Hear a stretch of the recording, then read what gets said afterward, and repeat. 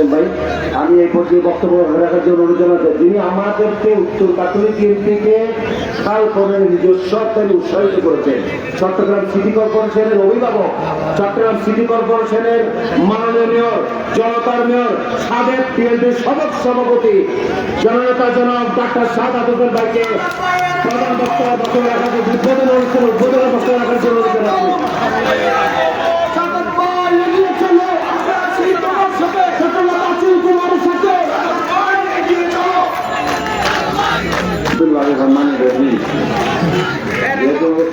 নামাজের সময় আমরা বক্তব্য দীর্ঘায়িত করবো না। আমি প্রথমে মঞ্জুকে ধন্যবাদ জানাচ্ছি। আমি যখন এখানে একটি খাল খনন করার জন্য চিন্তা করছিলাম, তখন মঞ্জু আমাকে এই রিকোয়েস্টে সাড়া দিয়ে যখন বললো কোনো অসুবিধা নেই, আমাদের এখানে খাল আছে, রফিক ভাই সহ দেখা করতে আমি সেজন্য আজকে যে চমৎকার একটি অনুষ্ঠানের আয়োজনের মাধ্যমে এই নাজির খাল এবং ছড়ার খালের যে উদ্বোধনী অনুষ্ঠান, বাংলাদেশ জাতীয়তাবাদী দল একটি ওয়ার্ড, এই কাকতলী ওয়ার্ডের উদ্যোগে বাংলাদেশ জাতীয়তাবাদী দল পুরো মহানগর না, শুধু কাকতলী ওয়ার্ড বিএনপির উদ্যোগে যে আজকে এই উদ্যোগটি নেওয়া হয়েছে, সেজন্য আমি কাকতলী ওয়ার্ড বিএনপির সর্বস্তরের নেতৃবৃন্দকে আজকে ধন্যবাদ জানাই।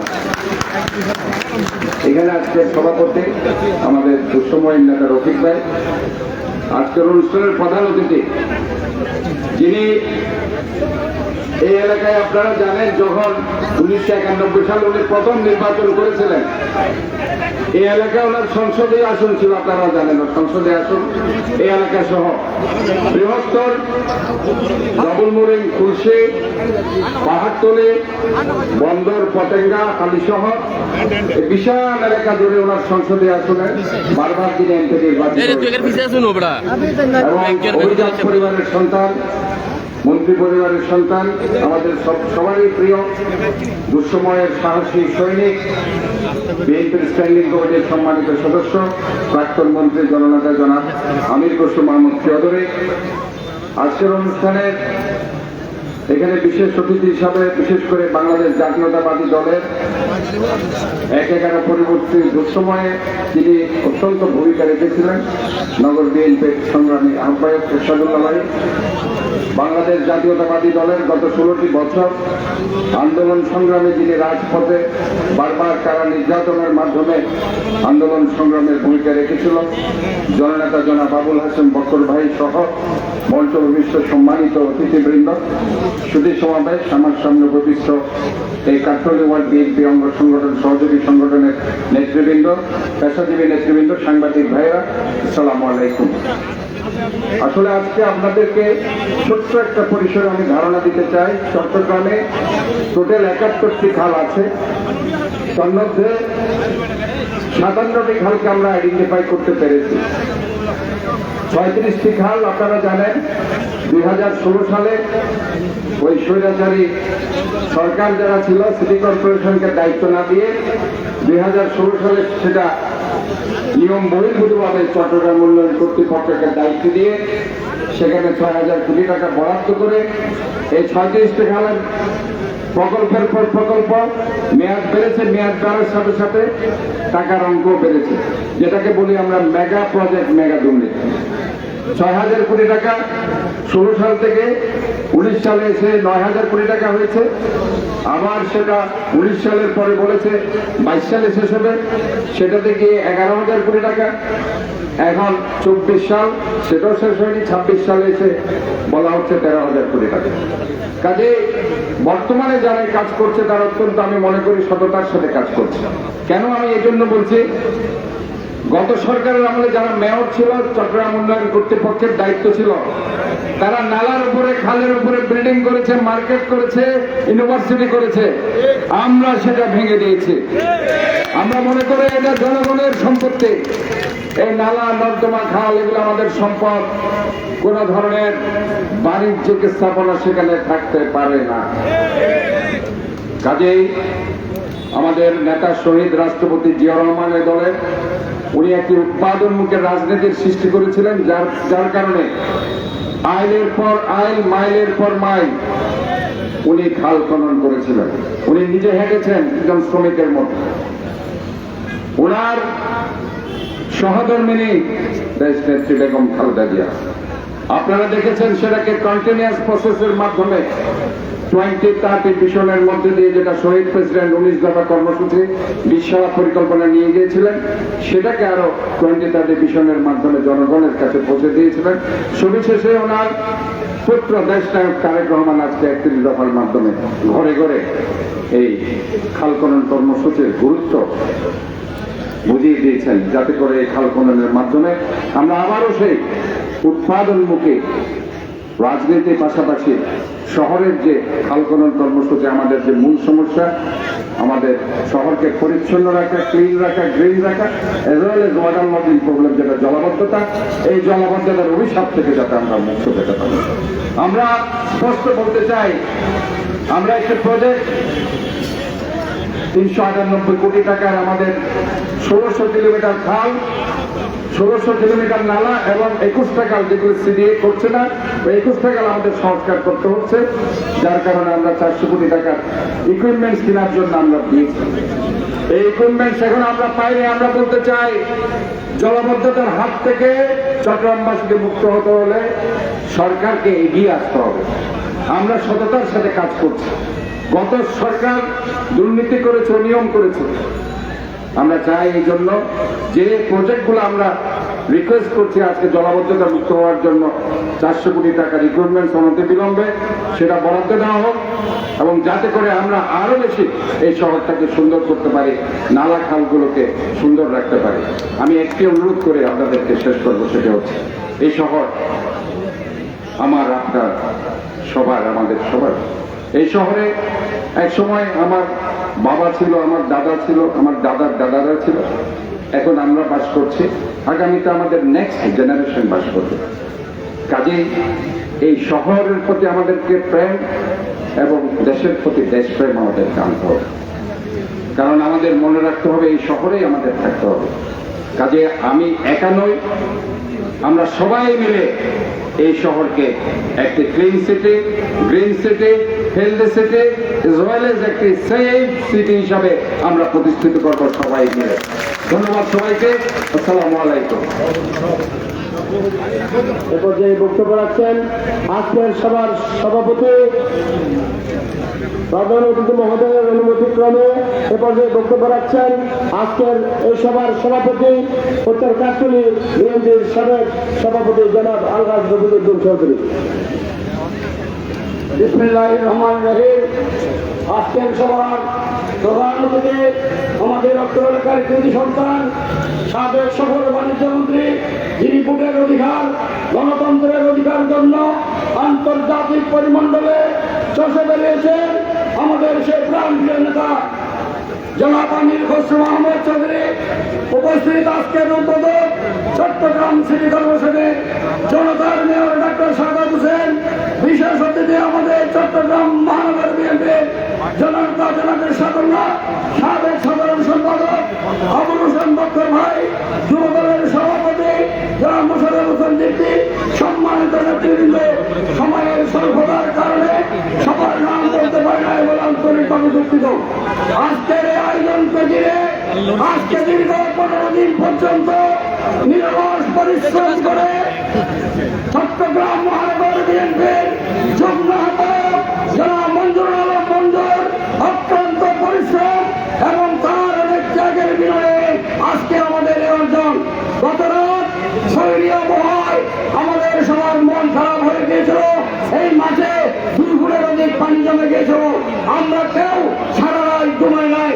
মহান রব্বুল আলামিনের অশেষ কৃপায়, আল্লাহর রহমতে আজকে আপনাদের সবার সহযোগিতায় আমাদের এই অনুষ্ঠান আমরা সফল করেছি, এবং এই অনুষ্ঠানকে সফল করার জন্য যারা দিন রাত পরিশ্রম করেছেন, বাংলাদেশ জাতীয়তাবাদী দল, যুবদল, অঙ্গ সংগঠনের নেতৃবৃন্দ, সবাইকে ধন্যবাদ জানাচ্ছি।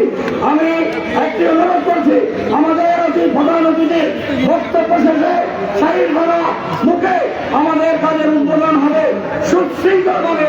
আপনারা সেখানে আমাদের সাথে যাবেন এবং উদ্বোধন করে আমরা সবাই বাংলার হাত মসজিদে আমাদের নামাজ আদায় করব।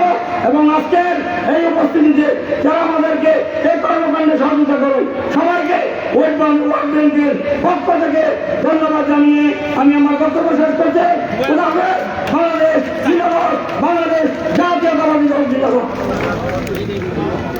এই পর্যায়ে বক্তব্য রাখবেন আজকের অনুষ্ঠানের প্রধান অতিথি বিএনপির স্থায়ী কমিটির অন্যতম সদস্য, যিনি আন্তর্জাতিক পর্যায়ে বাংলাদেশে বিএনপিকে নেতৃত্ব দিয়েছেন।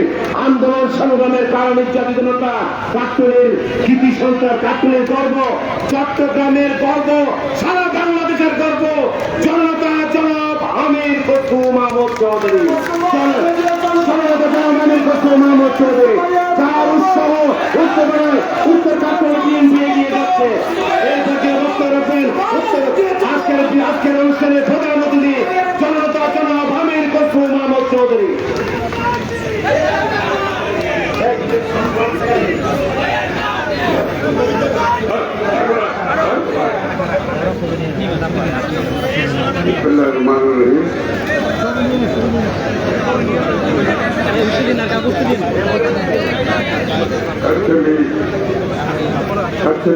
থেকে আয়োজিত আজকে তাদের উদ্যোগ, তাদের অর্থায়ন, খাল খননের যে উদ্যোগ,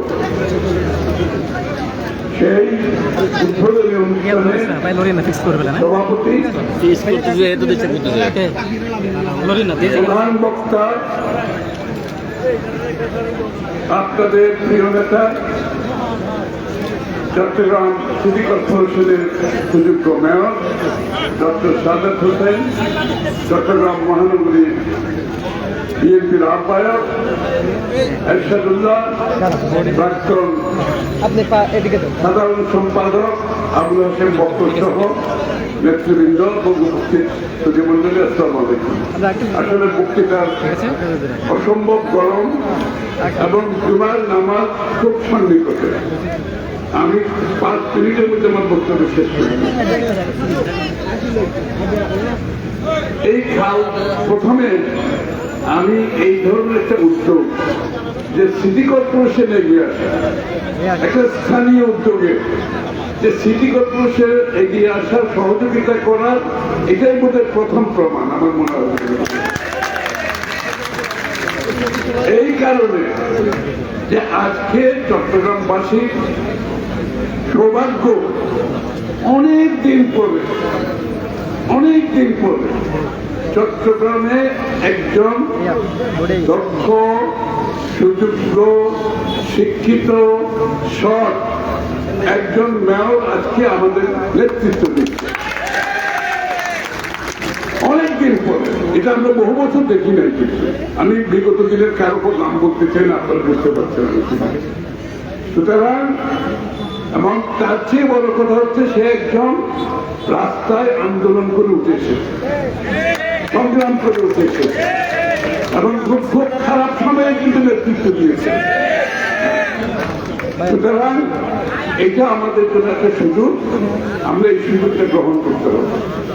সকলে তাকে সহযোগিতা করবেন, তার উদ্যোগের সাথে কাজ করবেন, তাহলে আমরা চট্টগ্রামকে সত্যিকার অর্থে বদলাতে পারব। খাল খনন হচ্ছে বিএনপির রাজনীতির অন্যতম পিলার। এটা কেন খাল খননের অন্যতম পিলার?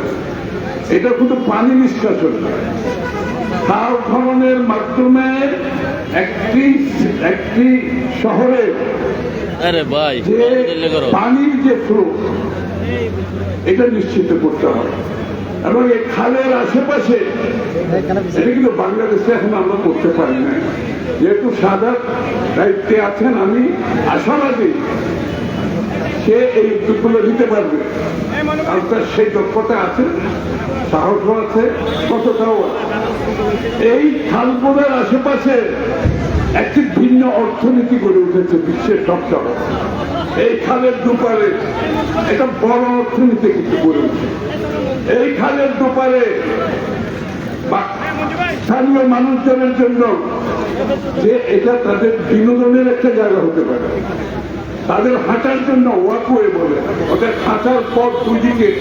এলাকার মানুষ সকাল বিকাল দুপুর যখনই তারা চায়, পুরুষ মহিলা সবাই যাতে হাঁটতে পারে, এবং শহরের মধ্যে দিয়ে যখন এই খালগুলো এইভাবে আমরা প্রতিস্থাপন করতে পারবো, সেই পর্যায়ে নিয়ে যেতে পারবো, খালের একটা অর্থনীতি আছে। এবং সাথে সাথে এই যে খালের পানি নিষ্কাশনের মাধ্যমে আমাদের যে কৃষির যে কাজগুলো আছে, কৃষির কাজগুলো কিন্তু অনেক সহজ হয়ে যায়, পানির প্রাপ্যতাও কিন্তু অনেক সহজ হয়ে যায়। কিন্তু পানিগুলো পরিষ্কার রাখতে হবে। আপনি খালের যে পানির প্রাপ্যতা পাবেন, এই খালগুলো যদি পরিচ্ছন্ন পরিষ্কার পানি থাকে, এই পানি কিন্তু আপনি ব্যবহারও করতে পারবেন। সুতরাং খালের যে রাজনীতি, খালের যে অর্থনীতি, খালের যে সমাজনীতি, খাল একটি শহরকে আজকের যে প্রাকৃতিক দুর্যোগ হচ্ছে ক্লাইমেটের সাথে, জলবায়ুর সাথে, এই খালগুলোর পানির প্রবাহ যথেষ্ট সচ্ছলতা আছে। সুতরাং আজকে কাকরাইলকে আমি ধন্যবাদ জানাচ্ছি। তারা একটা বিশাল উদ্যোগ নিয়েছেন, একটি ওয়ার্ডের পক্ষ থেকে দুটো খালের উদ্যোগ নিয়েছেন। এটা যাতে প্রত্যেকটি বাংলাদেশ চট্টগ্রাম মহানগরীর প্রত্যেকটি ওয়ার্ডে যাতে এটার প্রতিফলন আমরা দেখতে পাই। বিএনপির রাজনীতি স্লোগান আর বক্তৃতা না থাকে, এটা বিএনপির রাজনীতি, এটা শহীদ জিয়ার রাজনীতি, এটা উন্নয়নের রাজনীতি, এটা উৎপাদনের রাজনীতি। সুতরাং আমাদেরকে এই সমস্ত কাজে সম্পৃক্ত হতে হবে। আন্দোলন সংগ্রাম তো এখন শেষ, এখন দেশ গড়ার সময়, দেশ গড়তে হবে। এটার জন্য বিএনপির সৃষ্টি হয়েছে। বিএনপির সৃষ্টি হয়েছিল দেশ গড়ার জন্য, এবং দেশ গড়ার যত রকমের ফর্মুলা আছে প্রেসিডেন্ট সাহেব আমাদেরকে দিয়ে গেছে। আমরা কিন্তু অনেক পিছিয়ে গেছি এখান থেকে। এটাকে এখন আমাদেরকে সামনে নিয়ে আসতে হবে। বিএনপির নেতা কর্মীদের মাথার মধ্যে থাকতে হবে, দেশ গড়ার কথা মাথায় থাকতে হবে। খালি মিটিং মিছিল হবে না, ক্ষমতায় গেলে হবে না, দেশ গড়ার বিষয় যেটা জিয়া রহমান সাহেব দিয়ে গেছেন, এটা আমাদের মাথায় থাকতে হবে। এটাই কিন্তু বিএনপির রাজনীতি, দেশ গড়া হচ্ছে বিএনপির রাজনীতি। বাংলাদেশের জন্ম থেকে এখন পর্যন্ত যত সংস্কার হয়েছে, রাজনৈতিক, অর্থনৈতিক, সামাজিক, এর প্রায় সবগুলো বিএনপির। বাংলাদেশ আজকে অর্থনৈতিকভাবে যেখানে দাঁড়িয়ে আছে, বিএনপির অর্থনৈতিক সংস্কারের কারণে। বাংলাদেশের গণতন্ত্র পুনঃপ্রবর্তন হয়েছে বিএনপির সংস্কারের কারণে। সুতরাং সংস্কারের গল্প যারা বলে তারা সংস্কার বুঝে না, তারা সংস্কারকে রাজনীতিকরণ করে গণতন্ত্রকে বাধাগ্রস্ত করার চেষ্টা করছে, জনগণের ভোটাধিকার কেড়ে নিতে চাচ্ছে, বাংলাদেশের মানুষের অধিকার কেড়ে নিতে চাচ্ছে। সেটা কিন্তু আমরা হতে দেব না। এটাও বিএনপির রাজনীতি, আমরা হতে দেব না সেটা। এটাও বিএনপির রাজনীতি। সবাইকে ধন্যবাদ। আমরা কিন্তু এই পর্যায়ে শুধু আমাদের সিনিয়র নেতৃবৃন্দ ডাক্তার সাদাত ভাই এবং প্রধানত আমি বলছি মোহাম্মদ চৌধুরী বিএনপির মহানগর নেতৃবৃন্দকে নিয়ে আমরা খালটা উদ্বোধন করতে যাচ্ছি। আমাদের মিডিয়া ভাইদের দৃষ্টি আকর্ষণ করে বলছি, দয়া করে আমাদের এই